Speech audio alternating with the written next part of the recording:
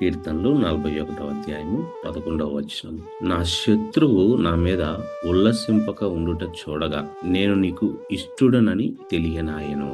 శత్రువు నాశనం చేయాలని, మన జీవితాలను దేవునికి దూరం చేయాలని, నరక ప్రార్థులుగా చేయాలని వాడు చేసిన ప్రతి దానిని కూడా యేసుక్రీస్తు ప్రభువు సిలువలో వాని యొక్క తల చితకగొట్టి అపవాది క్రియలను లయము చేసి దేవుడు మనల్ని విడిపించినాడు. ఆ విధముగా ఆయన మనల్ని విడిపించుట చూడగా దేవునికి మనం ఇష్టలము అని మనకు అర్థమవుతుంది. తరములుగా శాపగ్రస్తమైన కుటుంబములను దేవుడు తప్పించి గాఢాంధకరమైన చీకటి నుండి తేజోమయమైన వెలుగులోనికి, ఆశీర్వాదకరమైన జీవితంలోనికి, భయంకరమైన అనారోగ్యములో, నిరీక్షణ లేని స్థితిలో, డాక్టర్లు కూడా వదిలివేసిన సమయంలో సహితము ఆయన గాయపడిన హస్తమును పెట్టి స్వస్థపరిచిన విధానమును చూడగా నేను ఆయనకి ఇష్టుడను అని అర్థమవుతున్నది. భయంకరమైన అపాయములు గుండా వెళ్ళినప్పుడు ఒకదాని తర్వాత ఒకటి ఒక ఇబ్బంది,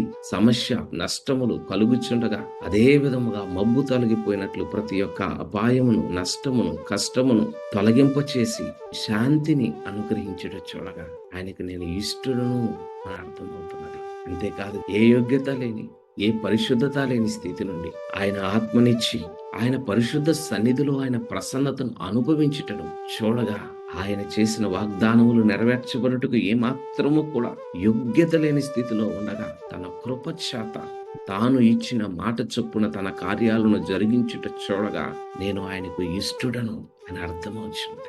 ఏ విషయములో కూడా సాతానుడు ఉల్లసింపకుండా దేవుడు రక్షించుచు, విడిపించుచు, తప్పించుచు, స్వస్థపరచుచు, తన ఆత్మనిచ్చుచు, వాగ్దానములు నెరవేర్చుచు, తన సన్నిధిలో నిలుపుట చూడగా ఆయనకి నేను ఎంతో ఇష్టుడను అని అర్థమవుతున్నది.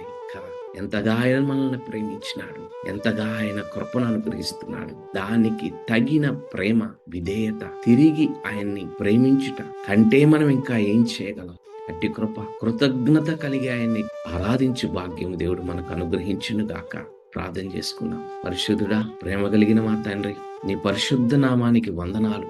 ఎంత గొప్ప దేవుడు నాయన. శత్రువు అయితే పడవేసి తిని, దేవుని సన్నిధి నుండి దూరం చేసి తిని అని ఉల్లసించుచున్న సమయంలో నీ దక్షిణ హస్తమును చాపి రక్షించి, విడిపించి, ఆత్మనిచ్చి, కృపనిచ్చుచున్న దేవా, ఎంతగా నన్ను ప్రేమించుచున్నావు. నీ ప్రేమకై, నీ కనికరముకై నీకు నిండు వందనాలు అవ్వా.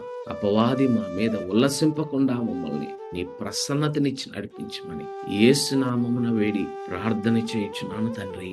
ఆమేన్.